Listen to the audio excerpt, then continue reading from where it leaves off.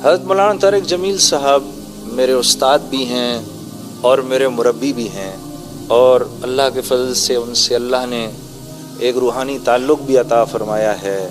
آج ایک عجیب بات آپ سب حضرات کو بتا رہا ہوں۔ پہلی مرتبہ جب مولانا کو سنا تو میں پہلی دفعہ اس دعوت کے کام سے متعارف ہو رہا تھا، مجھے پہلی دفعہ ملایا جا رہا تھا، اور ایک دوست مجھے اپنے ساتھ اجتماع پہ لے گیا کراچی کے۔ تو مولانا کا بیان سن کے میں نے اپنے اس دوست سے کہا کہ میں نے ان سے ملنا ہے، تو مجھے کہنے لگا کہ یار ہمارے یہاں حضرات سے ذرا ملنا مشکل ہوتا ہے۔ میں نے کہا کچھ بھی کرو، میں نے ان سے ملاقات کرنی۔ یہ اجتماع کا تیسرا دن ہے، اور 3 دن میں نے مسلسل بیانات بھی سنے اور بزرگوں سے میری ملاقات بھی کرائی میرے اس دوست نے۔ ہر ایک کی بات کافی پراثر اور ہر ایک کی بات کا ایک تاثر، لیکن کچھ فیصلے ایسے ہوتے ہیں، کچھ کیا سبھی فیصلے اوپر آسمانوں پر ہوتے ہیں۔ اللہ کو میری تربیت کے لیے ایک ایسے آدمی سے میرا جوڑ کرنا ضروری تھا کہ جس کی ہر بات کو سن کے میرا دل کہے کہ ہاں جو یہ بات کر رہا ہے وہ میں کر گزروں، یا وہ بات ایسی ہے کہ میں کر سکتا ہوں، یا اس کا میرا غم ایک ہے، یا یہ میری تکلیف کو اوروں سے بہتر سمجھتے ہیں، یا ان کو میری بات اوروں سے بہتر سمجھ آتی ہے۔ مجھے ایک ایسے آدمی کی ضرورت تھی۔ تو وہ میرا دوست مجھے لے گیا مولانا کی طرف۔ اب مولانا اپنے حجرے میں بیٹھے ہوئے تھے، اپنے آپ بیان ختم ہوا تھا، بیان کے بعد آ کر تو مجھے اندر بلایا۔ وہ بھی ایسے کہ میرا دوست گیا حجرے میں، کہا مولانا ایک میرا دوست ہے، اس کا نام جنید جمشید ہے، آپ سے ملنا چاہتا ہے۔ تو مولانا نے کہا جنید جمشید؟ ایسے کہا جیسے مولانا کو یوں لگا ہو کہ یہ نام وہ انہوں نے سنا ہے کہیں۔ تو کہا اس کو اندر لاؤ فوراً۔ تو میں جب اندر گیا تو مجھے مولانا سے سامنے بٹھا لیا، اور سامنے بٹھا کر مجھے عجیب نظروں سے دیکھنا شروع کر دیا۔ تو میں تھوڑا سا ذرا پریشان بھی ہوا، اور میں نے پھر خود ہی پوچھ لیا آپ مجھے اس طرح کیوں دیکھ رہے ہیں؟ تو کہنے لگے کہ تیرے بڑے بڑے بورڈ میرے شہر میں لگے ہوئے ہیں، فیصل آباد میں ان کو دیکھا کرتا تھا۔ آج بھی ایئرپورٹ آ رہا تھا تو کسی بورڈ پر میری نظر پڑی اسی طرح، تو میرے دل میں آیا یا اللہ کیا ایسے نہیں ہو سکتا کہ اس لڑکے سے میری ملاقات ہو جائے اور تو میرے سامنے بیٹھا ہے۔ تو میں نے مولانا سے عرض کی، میں نے کہا مولانا ایک پاکستانی نوجوان یا میری عمر کا کوئی بھی ایک آدمی، میری عمر اس وقت 30 یا 31 سال میری عمر تھی، شہرت اتنی کہ میرے تصور سے بھی باہر کی بات، مال بھی اتنا، نام بھی اتنا۔ میں نے کہا جس شہرت نام دولت کا میری عمر کا ایک نوجوان، ایک پاکستانی نوجوان سوچ بھی نہیں سکتا، مولانا وہ سب میرے پاس ہے، لیکن میں اندر سے بالکل خالی ہوں، ایک پریشان سا انسان ہوں۔ اور یہ بات میں نے مولانا سے ایسے بولی کہ اس بات کا میں نے ذکر کبھی کسی کے سامنے پہلے نہیں کیا، کسی کے سامنے نہیں کیا۔ اور اس کی وجہ یہ ہے کہ یہ جو شو بزنس کے جو ایکٹر اور گانے والے ہوتے ہیں نا، ان کی زندگی ایک جھوٹ ہوتی ہے۔ جب آپ ایکٹر کو دیکھتے ہیں تو اس کو دیکھ کے آپ جانتے ہیں کہ یہ جو کچھ بھی کر رہا ہے جھوٹ ہے، یہ جھوٹ ہے، یہ ایکٹنگ کر رہا ہے، یہ جھوٹ ہے جو بھی کر رہا ہے۔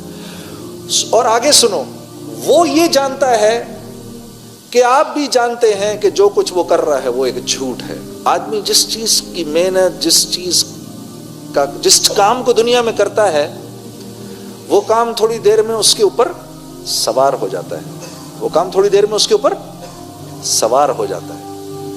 اور ایک کام کو اگر 10 سال کرے، 15 سال کرے، 20 سال کرے، تو پھر وہ انسان وہی بن جاتا ہے، ایک جھوٹ بن جاتا ہے۔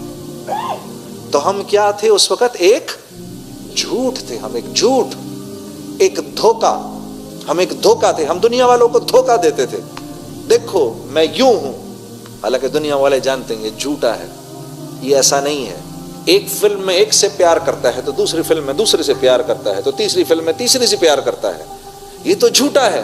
ایک عام زندگی میں اگر آپ کسی کو ایسا کرتے ہوئے دیکھیں تو آپ اس کے بارے میں کیا رائے قائم کریں گے؟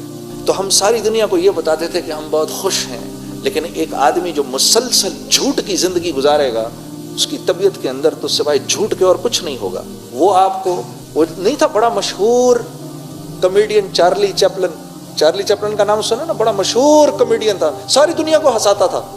یہ ایسا کمیڈین تھا، اس کے پاس ایسا ملکہ تھا، منہ سے ایک لفظ بھی نہیں بولتا تھا، ساری دنیا اس کو دیکھ کر ہنستی تھی۔ وہ پتہ کیا کہتا تھا؟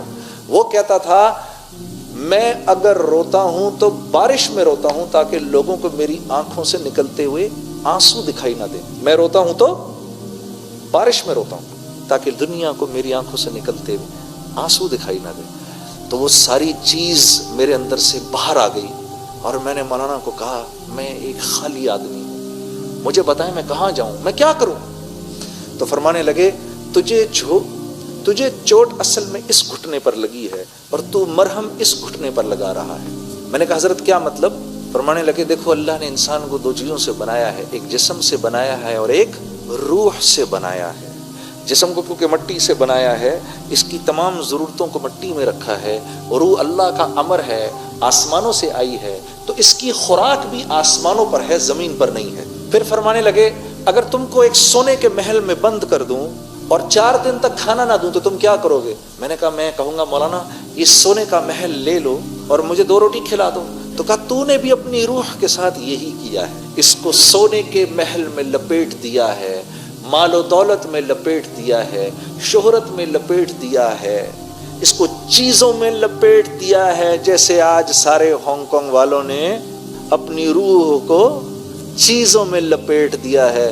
کبھی اپنی بلڈنگیں دکھاتے ہیں، کبھی اپنی گاڑیاں دکھاتے ہیں، کبھی ہمیں اپنے بندرگاہیں دکھاتے ہیں، کبھی یہ دکھاتے ہیں۔ میں بھی کہتا ہوں دکھا لو جو دکھانا ہے، میں نے بھی بہت ساری چیزیں لوگوں کو ایسے ہی دکھائی تھیں، اور جیسے میں اس وقت اندر سے خالی تھا، میں جانتا ہوں اس وقت تم سب بھی اندر سے خالی ہو۔ کوئی نہیں، تھوڑی ہماری تمہاری دوستی ہو جائے گی، پھر تم مجھے بتاؤ گے کہ تم اس وقت کس قدر محروم ہو۔ ہاں یہ دیکھو پاکستانی ہمارے سارے کتنے بیوقوف ہیں۔ یہ آج بھی مولوی صاحب کو مبارکباد دے رہے تھے ہم ہانگ کانگ کا پاسپورٹ ملنے پر۔ ہم سارے ادھر پاکستان میں بیٹھ کر سب سمجھتے ہیں تم سب یہاں بیٹھ کے کتنے سوکھے ہو۔ جی ہم کیسے نادان ہیں۔ وہ جگہ بدلنے سے کیا حالات بدل جاتے ہیں؟ یہ تو زندگی بدلنے سے حالات بدلتے ہیں۔ تو مجھے مولوی صاحب نے کہا تیرا یہ مسئلہ ہے، تیری روح بھوکی ہے۔